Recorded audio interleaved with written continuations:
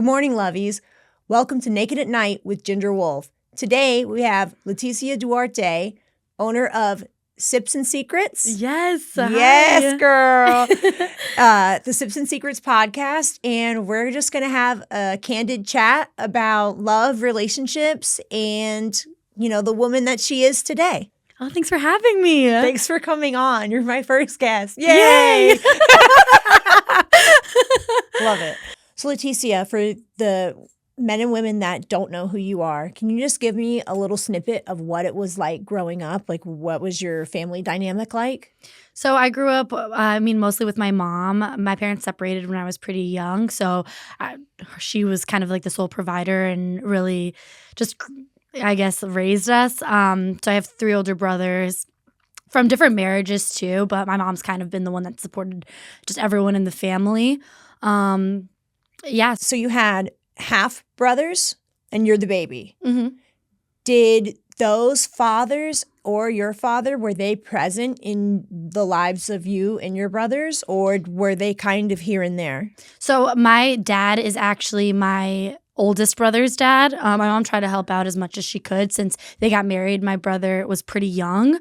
So she tried to help out as much as she could. I think that for the very beginning, like when he was growing up, he's 10 years older than me. So for him, when he was growing up and stuff, he almost like resented me and like my full biological brother because he thought that my dad was way more present since he lived closer to us. But I mean, now that we're closer and now that like dynamics have shifted and stuff, I think that he definitely sees that he was just the same as us too. So do you believe that watching your mother struggle to provide for the 4 of you and seeing the men, and don't, correct me if I'm wrong because it's kind of an assumption, but I would assume that maybe there were some feelings, or were there some feelings of animosity towards your mother's decisions, or did it affect, even if you maybe you weren't angry at her, but did it affect the way you wanted to have relationships when you got older and who you felt you needed to be as a woman? Yeah, absolutely. I think that I've always had this sense of independence, especially because my biological brother, he's like 4.5-ish years older than me. He went through a lot of like mental health problems and stuff. So he was in and out of hospitals a lot of me growing up. So like whatever free time my mom did have, obviously she was kind of focusing more on my brother. I think that just kind of gave me this independence, and obviously seeing my parents work so hard and stuff, I've always just kind of like put my head down, shut up, and got to work and made my money and whatever. But I think that's definitely affected how I view relationships too, because I thought that for the longest time I had to be like this alpha female and like I had to hold my own and I had to like figure things out for other people, which isn't necessarily the truth, I think that now I see that I was just honestly burning myself out, and those just weren't the relationships for me. It's amazing that you have that much self-awareness. You said you're 25? 25, yeah. Yeah, I can definitely see why people say that you present more mature, and that would assume that you're a little older because you're so much wiser for sure than I was at 25. I was running around causing chaos at 25 for everybody, not just me, everybody. So and I think it takes a lot of like just candor and really self-discovery to be able to look at, why am I the way I am, right? Mm-hmm. Why do I do the things I do? Do you have like normal gender roles? Because you said that you tend to believe that you were more like an alpha independent woman, which I really relate to. Mm-hmm. And I find that I have pretty traditional gender roles. I believe that, men should be providers, protectors. You should be my mentor, my best friend. You know what I mean? If I can't grow with you, I can't go with you, Mm-hmm. Where do you stand on those type of values and those type of roles?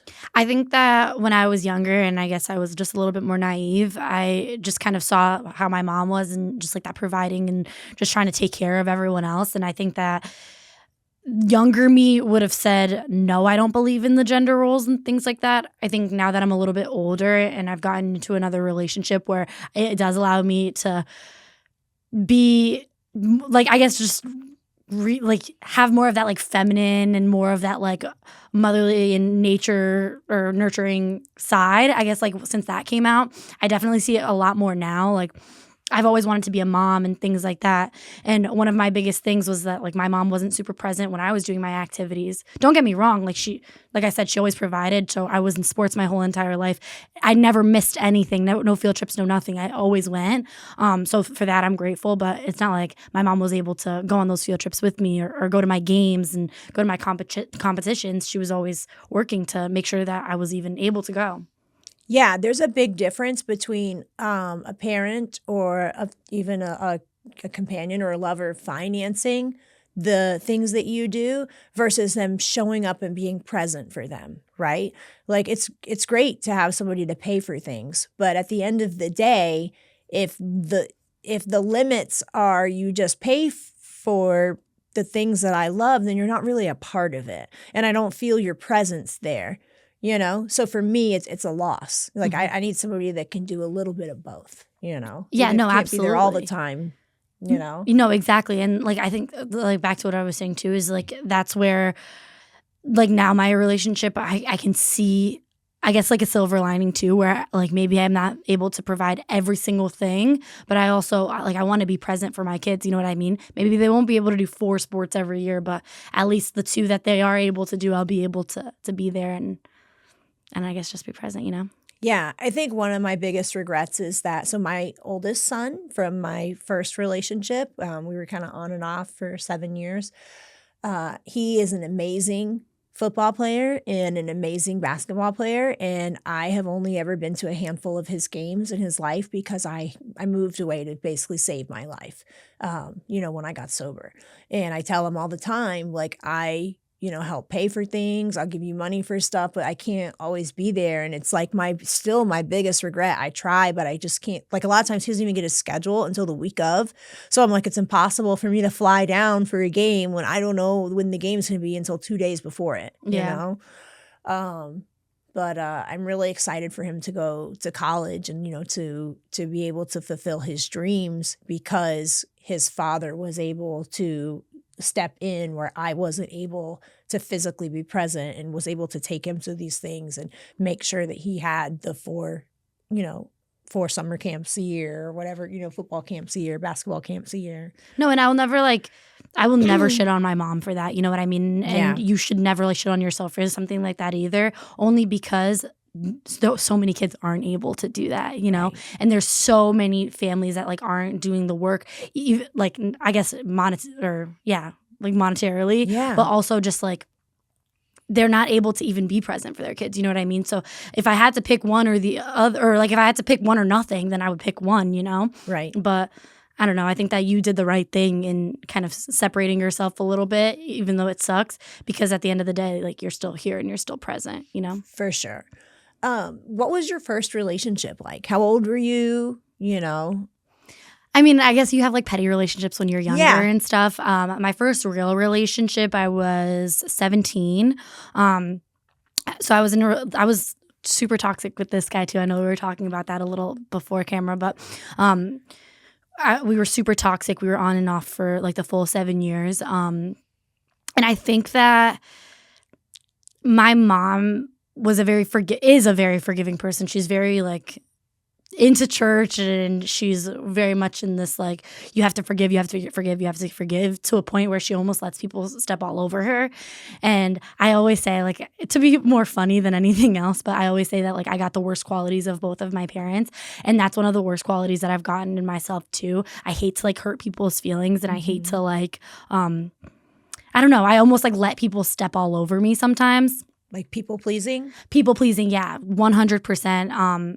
And I kind of go back on my word a lot, like I wish that 17-year-old me could like look back and be like, oh, if I say that you do this, I'm done. I'm actually done. I'm not going to just go back, because there's been numerous times where like he would like be with other people and all that stuff. And guess who was right back in that room a week later, And I'm assuming you guys were not poly. It was not E&M, ethical non-monogamy. I'm assuming that you were in a committed, just you and just him relationship at the time, right? Yeah. What was also different about our relationship, which is another reason why I say that like I was like the biggest people pleaser in the world, is that we technically weren't dating. And I think that this generation has like this funny thing about relationships where like you're not dating, but you're it looks like it, smells like it, acts like it, like everything about it resembles a relationship except for the title. They don't want the label because they don't want the commitment that they believe the label comes with, but the emotions are what the commitment comes with. Exactly.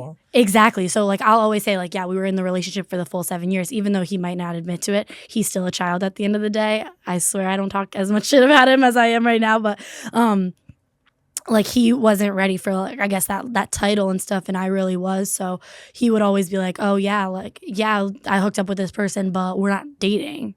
But like I'm sleeping in your house and I'm going there every single day after school, and like your mom knows me. I text your mom, like this feels like a relationship for me. So I think that was probably, yeah, just like the beginning of it. My first kid's father and I had that same experience. I spoke with you on your podcast. I met him at Red Lobster, right? And dude, we were so toxic for each other. When I met him, I was sober, and then I got pregnant, and he wanted me to have an abortion, so I did, and I had it on my birthday, and I went alone. Actually, my aunt took me, and my aunt and I were never close because when my addiction was starting, my grandmother was paying all my hospital bills and was paying like all of my doctor visits and stuff, and was paying for some of my prescriptions. So my aunt was like very against it, as she should have been. I was like 17, 18, 19 years old through this time period. So it was a really awkward ride, an hour ride to the clinic, to go get this done that I really didn't want to do. He didn't force me to do it, right? I agreed to do it, but I only did it because I knew that he didn't want a baby. And I relapsed like right after that. I relapsed within like a couple weeks after that. And then I went and tried to do Suboxone, and I started stealing money from him. He had like he had $10,000 in his closet. He was doing other stuff. And I stole like $8,000 is what he said. I would like take money for drugs, and then I would put it back a couple of days later. And then I would take money for drugs, and I'd put a little bit of it back a few days later, and I'd be like, well, I'm gonna have more money this day, and then it would just snowball, right? Either way, we were in like the same situation, and it was horrible for my mental health because like at that point in time, I did not really believe in like hookup culture. I didn't really want that. I wanted a committed relationship, a stable relationship, and like everybody knew we were seeing each other and together, and I let that go on for probably about a year. And then I one day like ghosted him because I kept telling him I can't do this. And we'd break up for like a couple days, and then we'd be back together. After I stole money from him, he told his mom. And so then I was not allowed in the house, and he would sneak me in through the window. So I would park down the street, and as a 19-year-old girl, I'd be climbing in through his fucking window at night. You know what I mean? Climbing out his window the next morning. Oh man. I remember at one point I wrecked the car, and I didn't even have a car. So I'd have to like call, this is before Uber, I'd have to call a taxi and have a taxi pick me up, or like my mom pick me up. She's like, what are you doing walking down the street? I just needed to get out of there. I just needed some air. Oh man, the things that we will let men do, Are you kidding? I got back together with him. This is like the craziest part, right? So I got back together with him one time where, so he had an ex-girlfriend that he broke up with maybe like 3 or 4 months. I mean, this is what I was told. I don't know like her side of the story really. I don't really care to, honestly. Right. Especially now that it's been so long, but we let's say like we started dating, or I guess we started talking, whatever, in like November, right? So right around Christmas time, their whole group of friends, they have this giant group of friends that goes to the city every year to like go to Rockefeller and see the tree, and like it's beautiful and stuff. So we're on this trip. So we're on the train going to the city, and one of the kids that is in the friend group, he's the youngest one. He's an idiot. Like, he's just a stupid little kid at this time. And so he sits next to me, and he goes, damn, I'm surprised that you didn't leave. You didn't break up with him after he ate so-and-so's pussy, is what he said to me. Straight up, just like that. How old were you? I was 17. Okay. But straight up, just like that. And I go, what are you talking about? Mind you, like, I really hadn't had sex like that yet. Like, so, like, not that I lost my virginity to him, but, like, right. I was inexperienced. So, like, I had sex with him. Now, like, I'm way more infatuated than I was before, Right. And so he said that, and I'm just like, what the fuck? I had like really bad anger issue problems growing up too, maybe just because of like everything that kind of happened with my family. But I had like these really bad anger issues and stuff. I blew up. We got to Grand Central. I was cussing him the fuck out, like whatever. He ended up apologizing, being like, it's not like that. Like, I never did that, like, whatever. And me being a stupid little kid, believed it. He, like, some stupid little kid told me that, Right. So now he obviously told people. Yeah. Well, no, I think that, so they also, like, grew up in, like, the same street. Okay.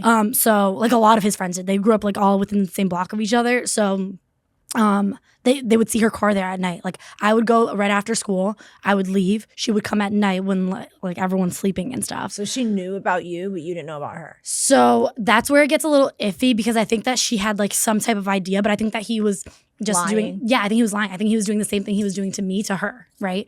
So he ends up convincing me that that's not true. That's not what's happening. We all go back, like now we're on friendlier terms and stuff. We took a bunch of pictures in the city, whatever. So we're on friendlier terms. We go back. We're staying at my cousin's house in New Milford, which is about 20 minutes from Danbury. I looked at a house there yesterday. Oh, did you? It's on a lake. Yeah, no, I love that. It's Candlewood. amazing. Mm-hmm. My cousin lives on Candlewood, North Candlewood Lake. Yeah. That's where you could go up into the mountains. Mm-hmm. Dude, right past Lynn Deming. Yep, that's where my cousin lives. It was we nice need to area. have a conversation because I really liked it. It has an acre property. There's no front yard, but I was like, if I put my lights on the bottom, the lake will reflect the lights. Ooh, that's a good idea. So then I could have people come and do like trick or treating by boat. Yeah. Oh, that's look at the sick. Christmas lights by boat. That's like sick. How cool would that be? It might be a little cold, but I think it would still be dope. Yeah. But so we get to New Milford to my cousin's house because we're all sleeping over and stuff. And it's probably like 2-3 o'clock in the morning. I get a call from like a New York number because she had originally lived in New York and then came to Connecticut afterwards. Yeah. So I get a New York number calling me, like nothing saved, whatever. So I don't know what gave me the idea to answer it too. I like do not answer calls that I don't recognize. Like I'll wait for them to voicemail or text or something. But she calls me and she's just like, yo, like, he invited me over. Like, I just want to know, like, are you guys seeing each other or what? And then I go, yeah, we've been seeing each other for like a while now. So cool. She's just like, all right, so I'm going to his house right now. I want you to meet me there. So I said, period. So she's just, yeah, she's texting me. She's like, my car is unlocked. Go into the back seat, sneak into the back seat. We're going to go out and like, we're going to like get McDonald's or something. So that's when like we'll confront him. So they come downstairs. I'm literally watching this from the backseat of her car. They come downstairs. They get into the passenger seat and stuff, and then she starts driving away. I like pop up. I'm like, hey. And you should have seen his face. Like, his jaw dropped to the floor. He's, like, freaking the fuck out. He's like, what the fuck? What the fuck? She's beating him aggressively. Like, beating him, clawing him, whatever. While she's driving? While she's driving, yep. I'm like, oh, we're all about to die together in one car. This is great. No, she was driving slow, but whatever. She's, like, beating him, like, whatever. And then we get out of the car. I'm like, you know what? Like, I really don't even have time for this. I'm not going to put my hands on you or anything. Just, like, literally leave me alone. Like, I just don't talk to me anymore. I'm done. Right. I'm, like, really done. Letitia was not done. So, sorry. So,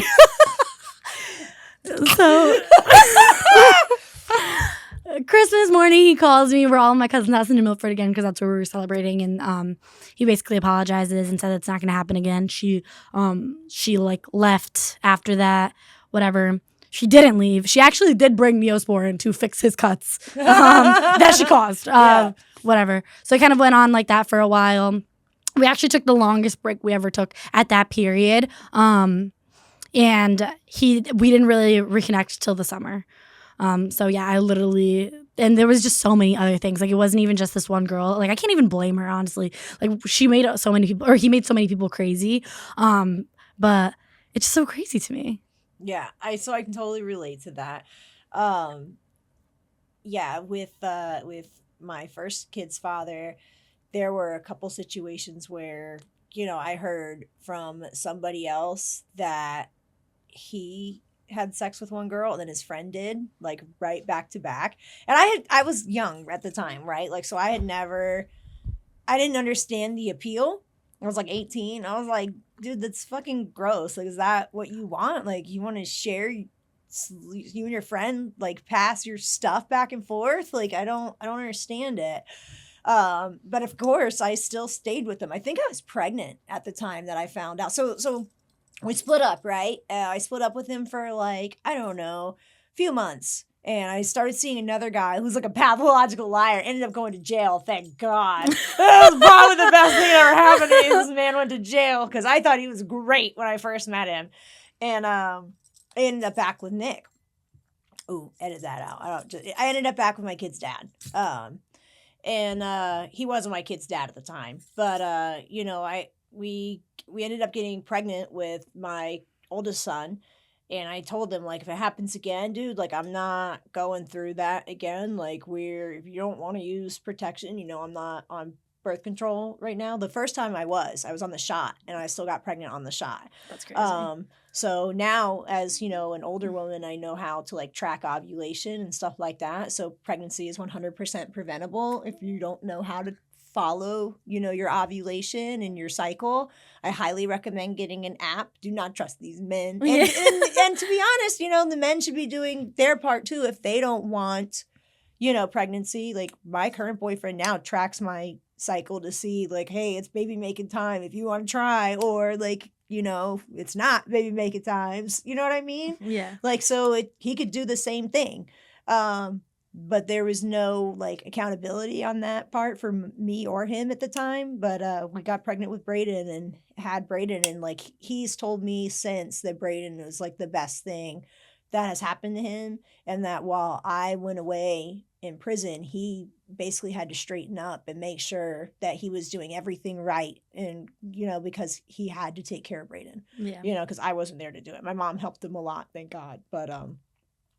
But yeah, and I say too, like I'm always, even though our relationship was chaotic, I'm very grateful for him because he stepped up and took care of our son when I was falling apart and going to prison. My son was 2 when I was sentenced to prison. Wow. So I missed a pivotal moment in his life. I missed a lot of pivotal moments in his life. And I'm so grateful that his father was able to step up and be there for him, and that they have a really strong bond and a strong relationship. My son and I have a healthy relationship, but it will never be what he has with his father because I missed a big part of his life. Yeah. And that's something, when we talk about, the family dynamic, right? Like it'd be easy to sit and bash my parents for my childhood. But at the end of the day, my parents had trauma and things that they went through, right? That they had never worked through, and they didn't have the right support either. And their kind of generation was told, hey, just be quiet. We don't talk about it. It's not pleasant to talk about, so don't talk about it. Yeah. So they never really healed. So how can I expect somebody that's not fully healed to help me go through something that they haven't even gracefully walked through yet? Absolutely. And my mom and mainly my mom really like stepped up while I was away and helped out with my kid, and she helped raise my brother's 3 kids, so where they lacked, they tried to make up for in other ways, and that's all you can really do when relationships go bad, right? Have you ever had a relationship other than this one that ended really badly, or like have most of your relationships been pretty amicable when you decide to split ways? No, so I think after I finally got out of that relationship, like for good, I think that like there was times that like we would split up for a couple months. I would like have like another thing, and like I never really left them the way that I would have now. I think that now that I've grown up a little bit, now I understand like what you can do with someone's feelings. I obviously regret treating people like that, right? So I mean, besides that relationship, I think that since I did like leave all of those like so abruptly, I'd say no. But also I don't think that I ever saw myself being in a committed relationship with anyone else without forcing it than I did with my current relationship. And that's why I am in my relationship now, Tell me about what it was like when you met Ian. I think when I met Ian, I think that I just like really never expected it. I think that that's why it just worked for whatever reason.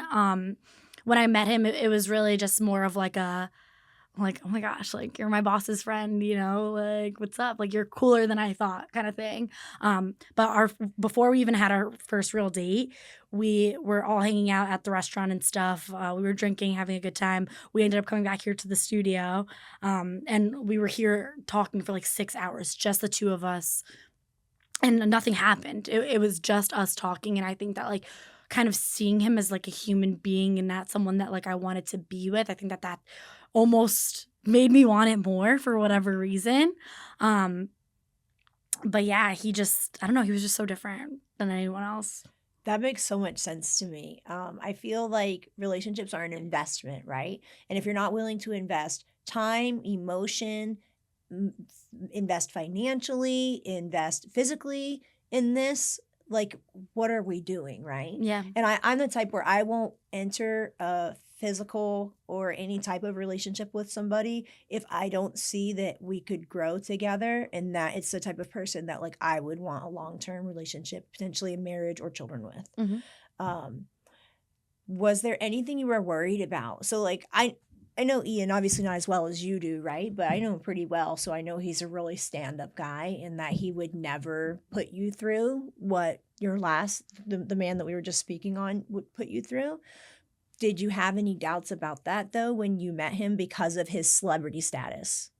No, I think that also I didn't really realize like how known he was in the very beginning. And like, because you know, like I know him because I was like, oh, my boss like listens to his podcast and stuff, and he comes to the restaurant. That's how I know him, you know. So I'm just and I knew him from like Tuxedo, and like I knew his brother and stuff like that. So I think that I just didn't really like see how big it actually was of a thing until we had gone on a couple dates, and we ended up going to Florida because he had like some business to do out there, and he was just kind of like, do you want to come? And I'm like, fuck it, yeah.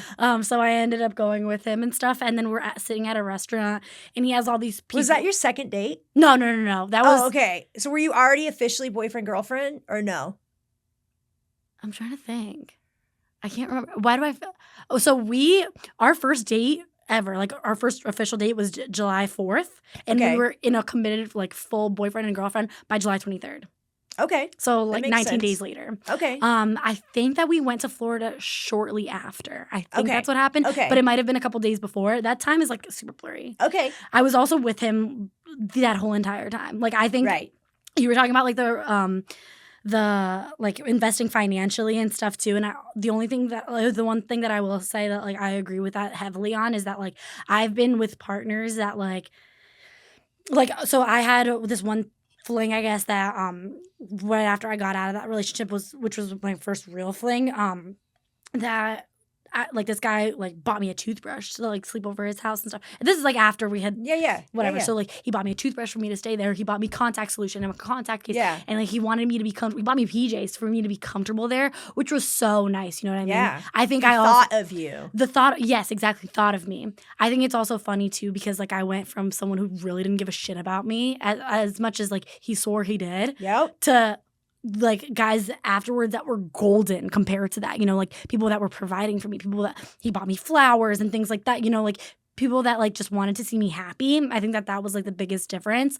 But to what I meant with that point is even before we went to Florida, I went to Target, I got like a little basket and I got a bunch of stuff that I wanted to just leave at Ian's house.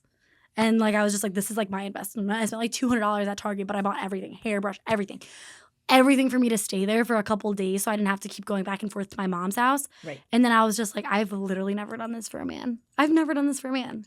Never. So like obviously it's not compared to like what he spent on me and what I've spent on other relationships and stuff like that. But like I felt like that kind of like put in perspective in my own head. I was just like, oh my God, like I'm serious. Like I really want to be with him because I wouldn't have done that, honestly. Yeah, I think that's great. It's so exciting to watch your face light up with like the revolution of that you were fully committed immediately. Mm-hmm. So, and that's kind of how I am. I'm like all in. If you don't feel like you want to fully commit within like the first, few dates or like the first few real intimate interactions, then I'm probably not the person for you.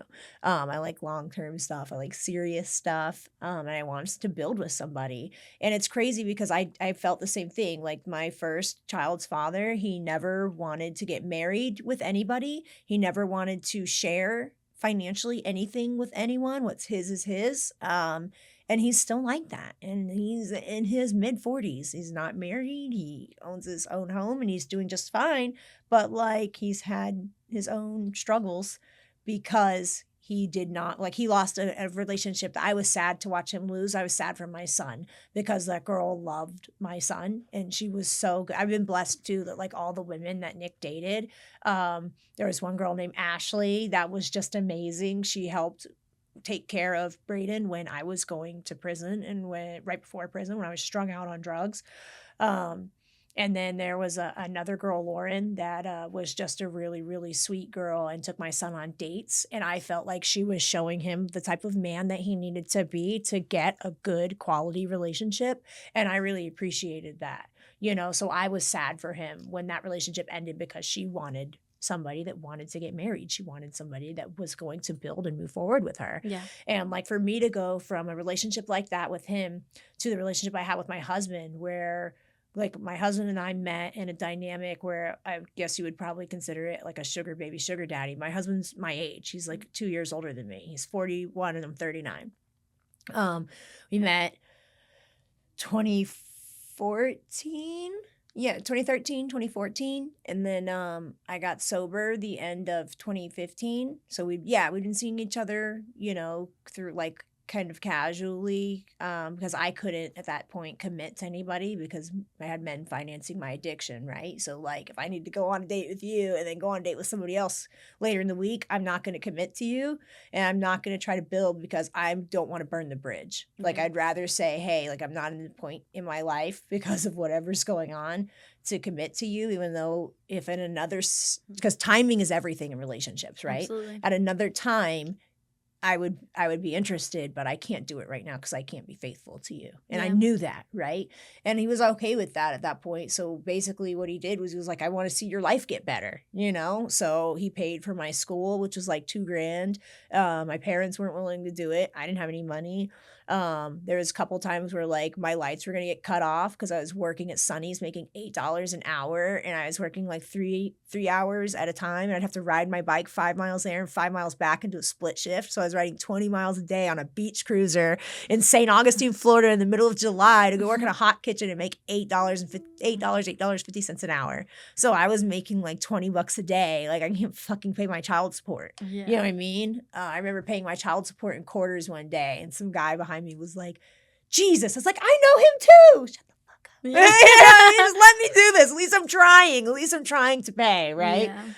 But to go from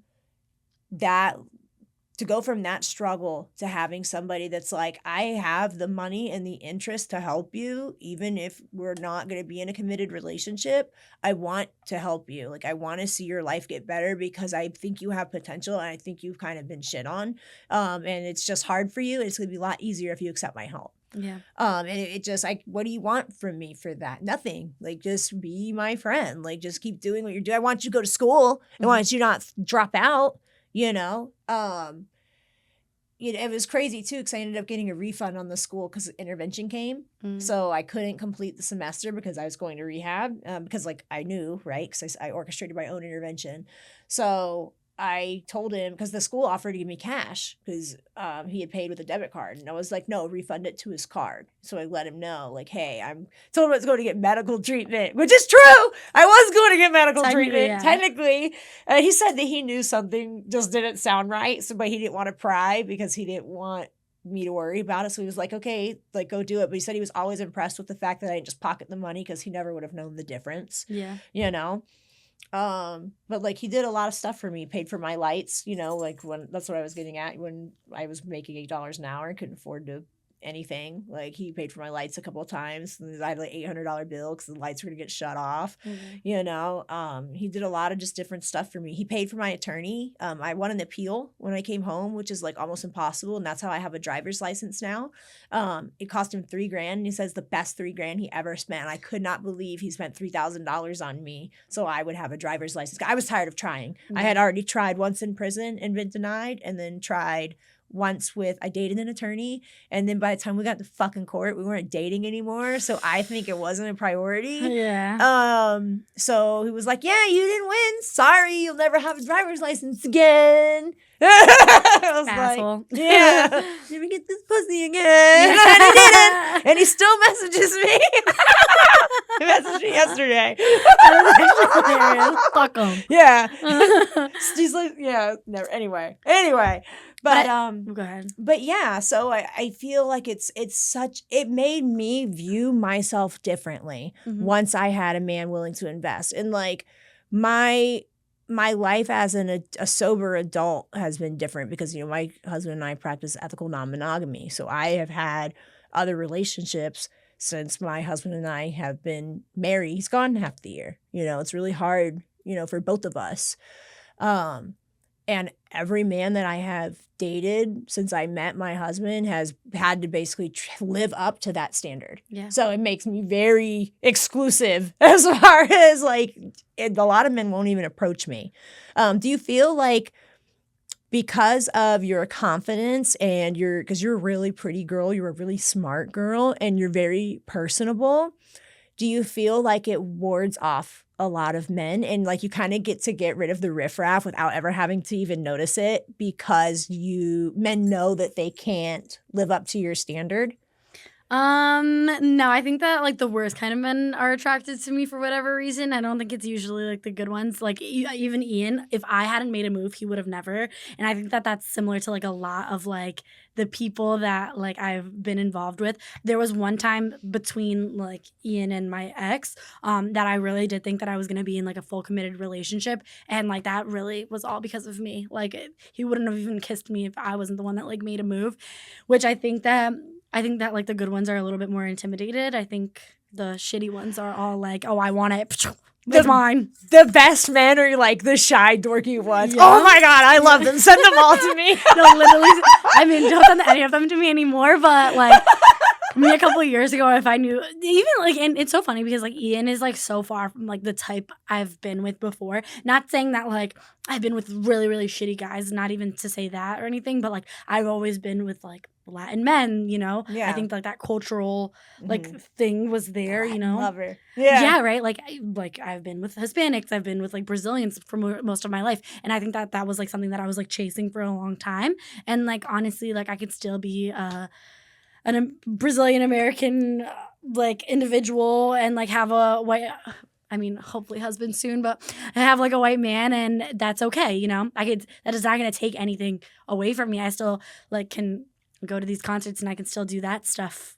He'll probably come with me, to be honest. But I still have friends and stuff. So like I think that was one of my biggest concerns, and I'm glad that like that just I could totally see you guys going the distance. I feel like you're really good for him. I'm a really good judge of character. Thank you. And I don't see Ian, and I hope he doesn't shoot me for saying this, but I don't see him entering anything with somebody that he would not see himself with in 5 years, you know, considering everything in the relationship goes well. And he's already helping you build a brand. Like the best thing, if you're really interested in a woman and you want to show her that, the best way to show her is to make her life better. Like, so what are your love languages? This is a good question. My love languages are like time spent together, acts of service. Acts of service is my number one. Acts of service is my number one too. Like if I'm fucking struggling to do something and you're just sitting there, why are you sitting there? I don't know how many times I've had the conversation with Matt of like, if I'm paying somebody $20 an hour to help me with Halloween stuff and you're inside trading, like, I don't understand why you're not outside helping me unless you're making a lot more money trading than I am spending, and it's worth it to hear me complain to you later that you're not out there helping me. And I had to actually have that verbal conversation of this is so important to me and it really bothers me that you're not helping me. And I didn't realize it was that important. So like the first year, he didn't help me hardly at all with the Halloween stuff. But this last year, he was out there almost every day with me. He's like, hey, I'll give you 2 hours every single day in the cold, in the heat, whatever, to help you because it's so important to you. Yeah. And that really changed the dynamic of our relationship. No, and like even with Ian, I know that like a lot of people in the comments and stuff, especially with this whole like stupid narrative that's going on. Oh God, the thing with Matt. Oh my God, it's so stupid, and like I guess you know what, the I think engagement's they're getting paid for it, That's so I guess right. like I'll shut up for a little bit, but like it pisses me off, but whatever. So People are dumb. so dumb, but like. It was after our first date, and I showed him like what my podcast looked like before, because me and my friends were doing like a little mini podcast on like the restaurant industry and stuff at the restaurant itself, Right. that we were recording on our phones. And I bought like $100 mics on Amazon, and we were trying to do it, but it never was good enough, so we never posted it. Right. So it like after that, he believed in me so much, that he supported me so much that he was like, okay, we're going to line this up. Photographer for headshots, like your thumbnail, like he literally lined everything up for me. And he was just like, here you go. I'm not doing it for you. I set it up for you. Yeah. This is your responsibility. Yeah. So he wants me to do it. Like I'm the one running my socials. I'm the one editing my episodes. I'm the one helping like I make my own thumbnails. You know what I mean? I facilitate everything for that podcast now, even though he's the one that I guess threw me into it. He gave you a gift basket. He Yeah. gave you a gift basket of love and support. Absolutely. It's like someone giving you a lottery ticket. You know what I mean? Absolutely. That's what it was. And like, yes, like it was an investment and stuff. And I'm not going to say that it was cheap and like to get it started and stuff. The stuff is expensive. You know, the stuff is expensive. But also like, that's why I'm taking it seriously, and I'm not gonna, this is what I wanted. And that's what he made sure he got me. So And that's why he is an amazing partner for you long term, and you're an amazing partner for him, because I can see like you and I are really similar as far as like your strength is your outgoing, fun personality and your pretty face, right? Yeah. So like you'll fill in the gaps for him in a lot of different creative spaces where he's going to be busy doing other things, and you guys are going to be able to help each other make money and really have a successful brand together. No, absolutely. So tell me a little bit about the podcast that you guys do together that you don't ever let anybody air. I actually thought this was so amazing. I swear to God, I had an idea to do something like this, and I could not get Matt to sign on board. Yeah. I'll actually show you our first one. Our first one's really cute because it was after our second date, like our second official date. Right. So it was after our second date, and like just the way that we talk to each other and stuff is like so cute to watch.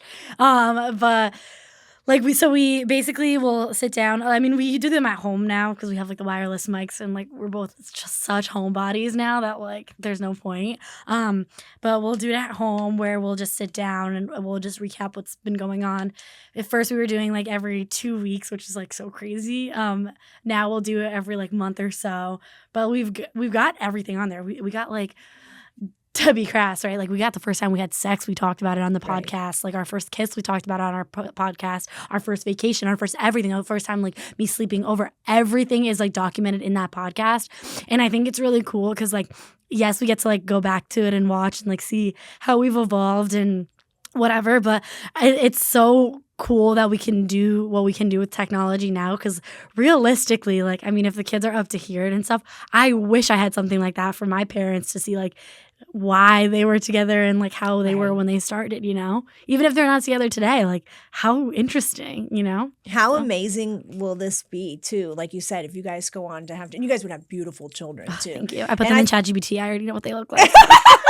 I love that for you. Oh my God, I love that for you. I could really see you guys both being very heavily involved parents, and with you building a brand, that's something that you could do successfully and you'd still be able to be the mom that you want to be. Mm-hmm. And I think Ian's gonna be really involved, loving father. I think so too. I think you guys are really on a great path, and I just really can't wait to see you guys flourish. I've been waiting for him to get a girlfriend that he was gonna announce to people, and like I'm just so happy for him that you picked him, because it's what it sounds like happened. You picked him. You're like, okay, you're mine. This is it. You're coming with me. And he's like, okay, I can do that. Yeah. I probably would have followed you too if you picked me.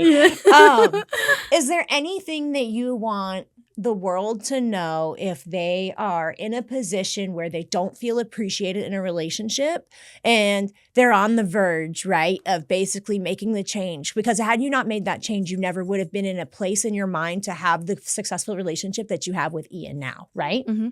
So, I mean, like, I talk to my mom a lot and stuff, too. So she's been involved since I was a teenager. Like, I think that that's kind of, like, where we have, like, our closest now. But I tell my mom everything, really. And the biggest advice that she gave me when I was trying to, like, leave my last relationship was that you eat until you're full, right? Like, until you're fed up, until you've been mentally broken up. Because that's the thing that girls do. They mentally break up with a partner way before you guys actually physically leave. Yep.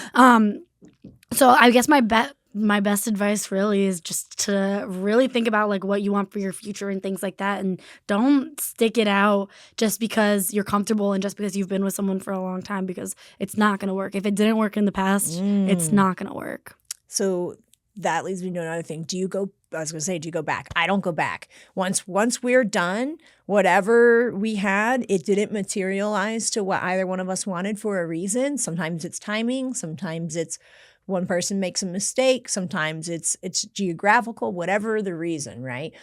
I want to grow, right? I feel like if I continue to go back to empty wells, like I'll always be thirsty, you know? And like, I want to be fully sated in any relationship that I'm in. I don't want to feel like they're looking for the next thing or that I'm waiting for the next thing to come around and they're a temporary person, because I'm not going to build the same with somebody who's temporary as with somebody who's has a permanent spot in my life and my heart, right? Yeah. No, I mean, like, I did go back, right? Like, I can't say that that's not part of like my truth and like what has happened in my past.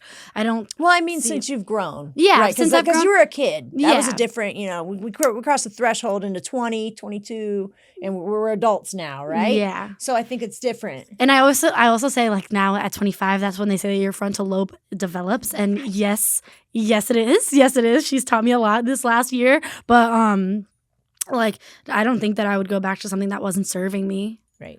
And that's why, like, even like with work, like, not that I have no animosity towards my management, towards my boss and stuff. They really gave me like, they made me who I am. They're part of like the reason that I am who I am right now, and part of the reason that I've grown so much, and part of the reason that like I've been able to like learn so many different things. They're how you met Ian too. What? Isn't that how you met Ian? Yeah, and that's how I met Ian. That's how I've met so many fucking amazing people, like so many people that I love. So I love that place. I really, really do. But it wasn't serving me anymore, you know. And I got to a point where I have to leave, and like.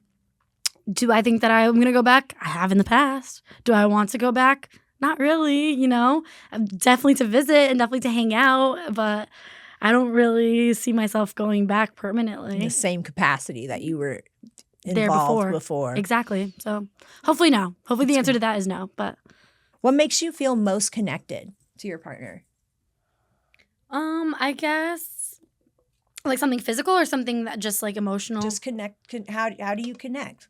Like physically, mentally, emotionally, whatever you want to pick. Yeah, I think that we're the most connected when we're just like laying in bed right before we go to sleep and stuff, and we're just like joking and like playing around. I'd say that that's when like I feel the closest to him, you know. That's when like the goofy side will come out and stuff, and like he'll be so annoying, but like it's just all in good fun. So I'd probably say that, like when we're laying in bed to go to sleep. So like when the world melts away from you. Yeah. Essentially, it's just you and him. That's great. What do you believe it is about your personality or your body that attracts your potential partners? And tell me something about Ian that you feel like is maybe underappreciated and like a side of him that you get to see that the rest of the world doesn't. I mean, I think that what's attracted people to me in the past is like, I honestly want to say personality. I think that I've always just been like super silly goofy, and like I think that, and like I've always been super hardworking, you know, like I've always like see that grinded. I've had 2 jobs while I was in school, and like or I'm working 2 full time, so like or working full time and in school full time. Like I've always done that. I've always kind of held my own in that way. So I think that that's definitely what has brought people to me. At least like the good ones, the shitty ones, you know what usually brings them. But what I think that I wish more people could see out of Ian, and it's so funny because I think that after the Mr. Beast video came out, we had been dating for like about a month. But after that video came out, it was funny because so many people were like, oh my God, he's like so silly. You know, he's so goofy. And then I was like, yeah, did you guys really think that I was going to be with someone that's like so work, like Serious nothing all the else? time. Yeah. No, I would never be with someone like that. I want to be with someone that I can laugh with and just chill and hang out. And it's not all super serious all the time. So I could definitely see that. Do you have any like hard nose or red flags that like if Ian picked them up, it would be like, we need to have a talk? Like not that's not obvious, right? Like yeah. obviously, like we're not going to tolerate cheating. We're not going to tolerate being disrespected, right? We're not going to tolerate physical abuse, right? Yeah. But like short of those things, is there anything that's like maybe smaller to other? So like, I don't come to me with horrible breath and try to make out. Yeah. I'm fortunate. It's not something that I deal with my partner, but it's a hard stop for me. Yeah. You know what I mean? So is there anything silly like that you could think of or no? I guess I just You just really- love him so much Yeah. that he could just do anything that's not atrocious and you just tolerate it. Yeah, I just, you know what I think the thing is too is it's not even like so much like, oh yeah, like that's my man, like I love him so much, whatever. Like Yeah. I really just don't think, just knowing who he is, I just don't think that there's anything that he could do that would make me want to like end it. Like I know that there's things that he does that pisses me off, don't get me wrong, Right. but I can't think of anything that would literally trigger me so bad that I'm just like, you know what, this is fucking over. Okay. Would you say this is the best relationship you've ever had? Absolutely. That's great. Do you believe that body count matters? Like, does that matter to you at all? If you found out that I don't think he has. I would not. He used to own a club. Okay. I'm just not gonna. Listen. No, I don't Okay. think it really matters. I think I also like not that like I have this crazy body count or anything. Right. But like I saw people With in you. my relationship. Yeah. Like I had a couple that like I caught pretty fast. But but no, I don't really think so. I think that like if you're still like talking to them, I don't think that like you should, unless like there was really, really nothing there, like it was like a one night stand or something like that like happened with someone and like it was never anything serious. Right. I don't know. As long as you're not involved with them, I don't give a fuck. Honestly. Do you feel like it matters more or less if you're a man or a woman if you have a high body count? I think At least maybe not for you personally, but for society. I think for society, definitely. Like I think that they expect women to have less bodies, but that's why women lie. So you're stupid. Like, You'd be surprised how many men are like super into a girl that is a little more sexually experienced. no, and I believe that too. You know, I think that it's just one of those things where it's just like, oh yeah, no, she's been passed around. Like, no, you've been passed around. Them around. You've been passed around. What are I you got talking them and about? then I left them. Okay, that's not okay. No, and that's another thing too. Like, I mean, if I knew like the number and stuff and like saw how many like actual romantic partners that like you've actually wanted to get serious with, if that number is like too far off too, that's an ick. I'm sorry. Like you've been with 100 people and you haven't had one relationship. There's something wrong with you. Yeah, for There's sure. something wrong with you. I don't want to For be with someone sure. like that, you know? Have you ever been through a hoe phase? Yeah. Yeah, I went through one too. I went through like my hoe phase wasn't even like necessarily like so much a hoe phase. Like I know people that like will go and like catch like a bunch and like there's nothing wrong with that either. But like I went through a phase where like I wanted to find a partner. You know what I mean? Like Right. I've been in a long-term relationship for majority of my life and like I think that like you miss that person, right? Like you miss that like companion, you miss that best friend. Like I Right. want to have a sleepover with someone every day. Like right. that's Right. like I don't like to sleep alone, you know? So I think that was the part that I missed in looking for that. That's where I kind of like went through my whole phase because I actually did have like a lot of like flings with like a lot of people, which is like it's not that big of a deal, you know? But at the same time I tried looking for love and it came to me. You know what? Couldn't find love, so I found lust. And we were friends too. It was okay. But you know, but that's where like you get your experience from too. You know what I mean? Like that's For where you sure. really find like what you like, what you don't like, For sure. sexually and emotionally. So Yeah, for sure. I definitely went through a hoe phase after prison. I thought my kid's dad and I were gonna get back together, and you know, when I got home, we kind of tried. I tried. I don't feel like he tried. He definitely had other doors that he was already exploring that I didn't know about, but I had a feeling. I just didn't think he was serious because I don't think and I understand why. I think he felt that we had grown so far apart. I was such a different person coming out than who I was coming in. I looked different. I had different experiences, a lot more trauma. I understand why he didn't pick me, and it's probably the best thing that ever happened because I would not have grown and I would have settled, and I probably would have killed myself staying where I was, right? Yeah. And not having the growth, because to be stagnant is to die for me. Yeah. I have to continue to grow, otherwise I will regress and go back to what I was doing before, which never served me. Yeah. But I downloaded Plenty of Fish, which I didn't fucking know what it was, right? I had no idea what it was. It was on there for like a week. I had over 1,000 messages. I was like, oh my God, this is crazy. And like, I just started messaging people in the beginning. I'd message someone with the best smile, and that actually had like a readable profile and looked like they were actually interested. But I went on probably 10, 15 dates within like, I don't know, a 3-week period. And that was how I met the attorney. And then I started, I asked him on like our third date, like, where's this going? What are we doing? And he said something that was like, I thought was bullshit, like be patient or wait or something. I was like, okay, you're not fucking serious. Yeah. So I'm going to go see who is. Yeah. And then I started like dating around, and he found out. I got pissed. Yeah, I probably should have waited until my appeal was done. That's okay. I got a license anyway. Yeah, What monkey don't stop no show, baby. Found another guy that helped me. Oh man, that is so funny. But you know what? I think it also comes to you, right? Like, I think that like the second that I accepted that I wasn't going to be the one that found it was going to find me. Right. That's when it came. Right. And the second, like I have friends that like want to be in relationships and stuff like that too. And like I literally always tell them, I was just like, do you think that I literally woke up today and I was like, I'm going to find a boyfriend? No. It just happened, you know? What is the biggest gesture of love you've ever received from a partner? Would you say it was what Ian did for you to start your podcast? Yeah, I think so. I think that's amazing. Because like I said, he's literally setting you up for even if the relationship doesn't work, which I think it will. But you know, Things happen, yeah. Right. But I believe that you will be very successful with or without him, because of who you genuinely are. And I think you're looking to genuinely connect with people, which resonates with people. Constantly trying to grow because like Growth. Yeah. Yes, 100%. 100%. If I can't grow with you, I can't go with you, baby. Yeah. And I think that like that stagnancy too is like what, like if there's nothing fun, there's nothing different, you know what I mean? That's when like a lot of people will like look for others and stuff like that, you know? And I don't think in a monogamous relationship. What's the best advice you ever received about sex, love, dating, or relationships? Who did it come from? And how did it affect the way you interacted or with other people or viewed relationships?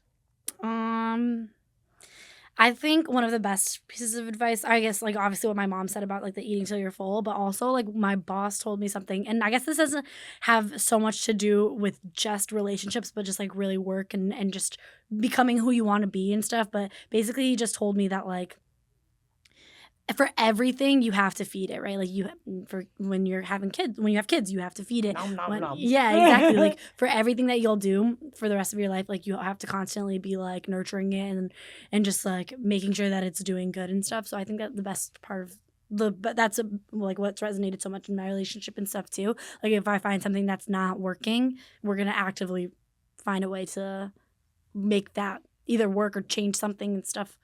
I guess that would probably be the best. Have you ever intentionally practiced celibacy?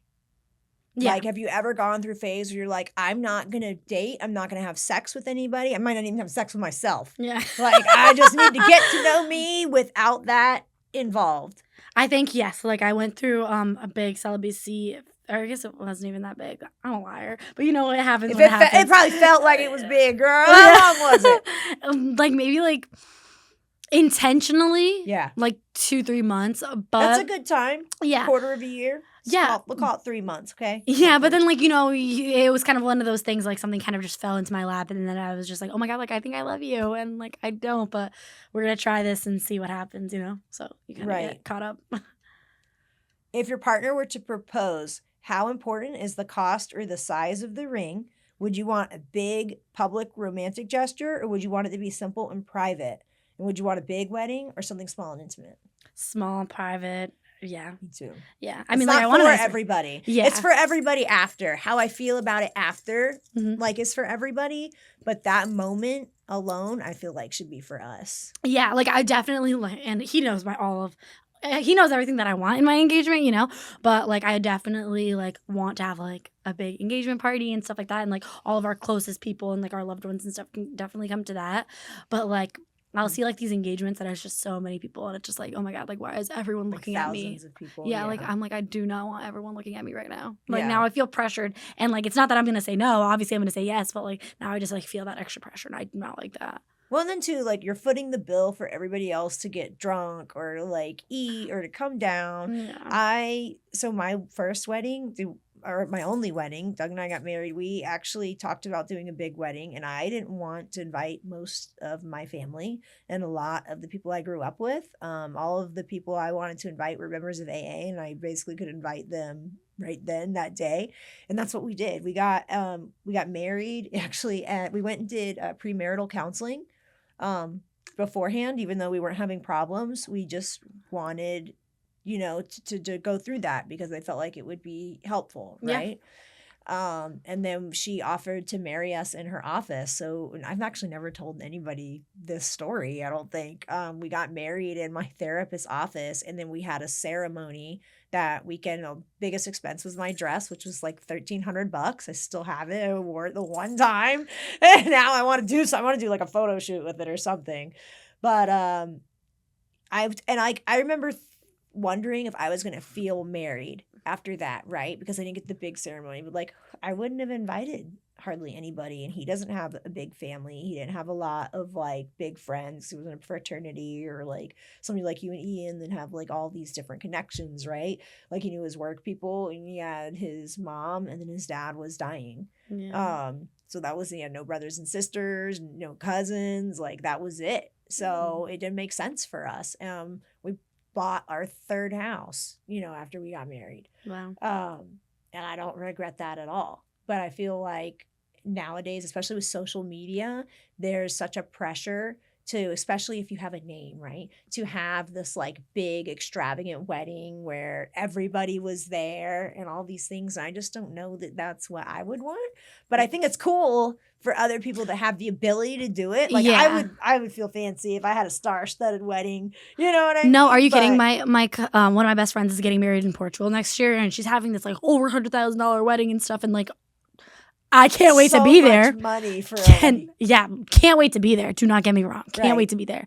But at the same time, like I do not have 300 fucking people that I would invite. We made a list one time just to see, like, just to guesstimate, right? Because like who would we invite and stuff, and we had like 100. No, I think that originally we had like 95 people between both of us. Right. And then like as like I was just like, oh yeah, like I showed my mom and he showed his mom, like we were all just talking about it and stuff, and they were just like, oh, but you have to invite this family member, this family member. His mom's Italian, my family's Brazilian. So like they're like, they have these giant families and stuff. And I was like, but I haven't seen this person in 5 fucking years. Yeah, they don't even know him. You know? I have friends that I'm not going to invite that message me every day. Yeah. So why would I invite?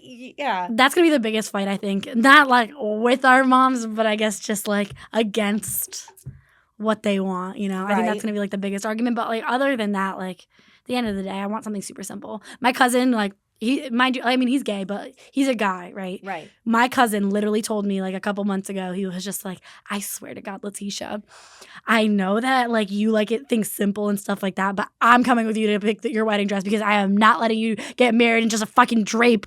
And then I was fabulous, girl. I know, but like I like things so simple, you know what I mean? So even to like that point, like I don't know, I like simple, I like quaint, I like feeling the love. Like I like being in a room with everyone who just adores me and I adore them. Like that's what I want. I can't imagine a room that you go in where you aren't adored. No. There's been a couple. Every now and then I piss somebody off. Yeah. All right. So I'll pry just a little bit. So how important is it that you and your partner have a satisfying, healthy sex life? I think it's really important. I think that like that is like one of the biggest parts of a relationship. And like, I mean, listen, like if you are celibate, you know, like if you don't have sex, if you're waiting for a marriage and stuff like that, kudos to you, you know, but like as someone who has had experiences before, and I could never be with someone that I don't enjoy the sex. I'm so sorry. And I can never I didn't know what I'm signing up for. Yeah, like, right? And, like, also, I can never be with someone who isn't trying to please me, too. I think that I've been with partners in the past that, like, really don't give a fuck if I finish or if I'm even close or even if I feel it. Like, what are you doing? Right. You know? Like, Are you there? Oh, Hello? you're in? I'm like, hey, let me know when you put it in. He's like, I'm inside. I'm like, oh. I'm done. All right, well, I guess we are too. Yeah, I guess I'm like, give me like 20 minutes in the bathroom. I'll be right back. So, yeah. Girl, you have a magic vibe. Of course. Oh, yeah, that's my best friend. I love that. I use it as a microphone. I actually thought about interviewing you guys with it just for fun, but I was like, I have to buy a new one. I don't want to be putting that in their face. That would be hilarious. It'll kick me out. Like, she's not allowed back here anymore. Oh, man. Okay, one more. If your partner was really eager to try something new, maybe like fetish oriented or something that you hadn't done before, hadn't thought about, how prone would you be or how open would you be to like doing that experience to please him? I think that I would be more comfortable if it was something that I could do to him. Like, I would definitely try anything once that I could do to him. I think that there's certain lines that I would not cross for him to do on me. Understood. Like, there's people that like literally let their partner shit on their chest, and I'm not doing that. Not doing that. That doesn't sound like fun to me. That's not sexy That sounds really stinky. And and it sounds like clean up would be bad. Fuck that. I'm not doing that. But like, if he really asked me to piss on him, I maybe would. You know, I've done that before. I would try it, you know, just to see. Definitely give it a golden shower. Girl, I've done some weird shit. But I don't know if, like, I don't know. Maybe like in the heat of the moment, I might say yes to him. Like, I don't know. Right. I don't know. Right. You'd be open to a different experience. Right? Yes. Would you ever let him suck your toes? Yeah. He can suck my toes right now. Would you suck his funky feet? Yeah, Are they funky? No, they're not. He has cute feet. That's good. Okay, that's good to know. I would suck his toes if he wanted to. I won't do it on my own. I've sucked a toe or two. I won't do it on my own, but if he wanted me to, I would. Hey, you don't knock until you try it, right? No. I have signed up for some stuff before. So when Matt and I started dating, originally, I think because of my marital status, it was confusing for him. And as far as I was concerned, we were in a relationship, like just me and him. I hadn't really seen Doug in like 6 months, 8 months. And when we were home, we don't really have that type of intimacy. We're great partners. We're great friends. It's just not the same. Mm-hmm. But I guess, like, I don't know if he thought I was seeing other people, and I wasn't. And I found out that he was, and I found through scrolling through his phone. And I remember looking at some of the pictures that I was seeing, and I was like, I think I need to Google this because I'm not sure what's going on here, but now I'm interested. Yeah.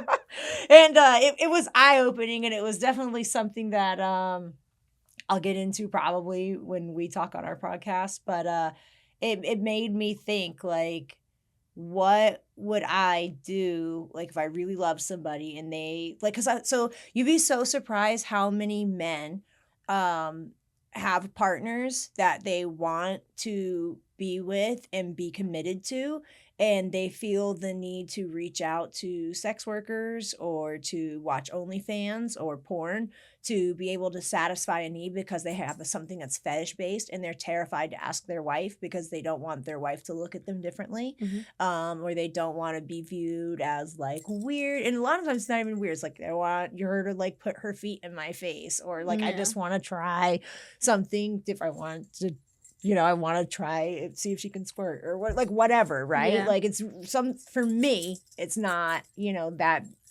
that far away. Like, I can't imagine being married to somebody and then not feeling comfortable enough with me to be like, hey, I want to experience something sexually, but I'm scared to tell you because I don't want you to like judge me. So it had to make me like think about like, well, what am I willing to do? And like, what are my hard no's as far as like pleasing the person that I really want to be with? Yeah. This has been a really interesting episode. I had so much fun with you, and I really got to know you on like a totally different level than I think anybody has, other than maybe Ian. So I feel very blessed and fortunate. Thank you so much for coming on. This has really been just the best episode. Yeah, thank you so much for having me. We're gonna do this again for Absolutely. sure. Thank you. Yeah. Thanks, guys.